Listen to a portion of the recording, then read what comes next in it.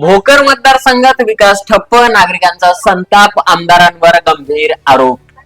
आदर्श साहेब यांचा विकास वारसा गेला कुठे? भोकर मतदारसंघामध्ये विकास कामे कधी होणार?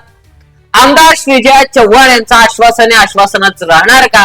सर्वात जास्त ग्रामीण भागातील मुख्य रोड बांधण रस्ते झाले नाहीत, कधी होणार? असे प्रश्न मतदारसंघातील नागरिक विचारत आहेत.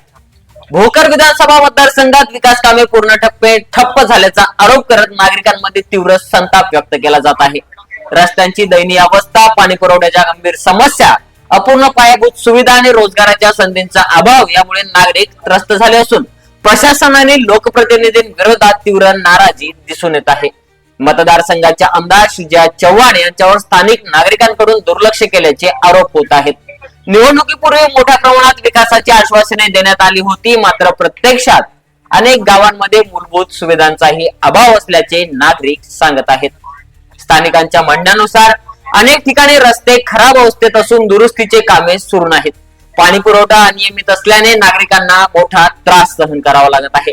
गटारे, नाले व स्वच्छता याकडे व्यवस्थेचं दुर्लक्ष आहे. ग्रामीण भागात विकास योजनांचा वेग अत्यंत मंद आहे. नागरिकांचे म्हणणे आहे की वारंवार तक्रारी करूनही प्रशासनाकडून ठोस कारवाई होत नसल्याने लोकांमध्ये तीव्र नाराजी निर्माण झाली आहे. मतदानावेळी आश्वासने दिली, पण आता जनतेच्या प्रश्नांकडे दुर्लक्ष केले जात आहे, अशी भावना नागरिकांमध्ये व्यक्त होत आहे.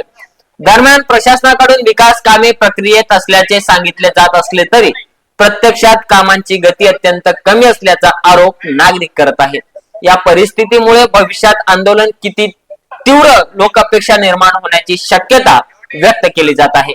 नागरिकांनी शासन आणि संबंधित लोकप्रतिनिधींनी तातडीने लक्ष देऊन मतदारसंघातील विकास कामे त्वरित सुरू करावीत, अन्यथा जनआंदोलन उभारण्याचा इशारा दिला आहे. आता पाहूयात याकडे प्रशासन आणि संबंधित लोकप्रतिनिधी काय पावलं उचलतील.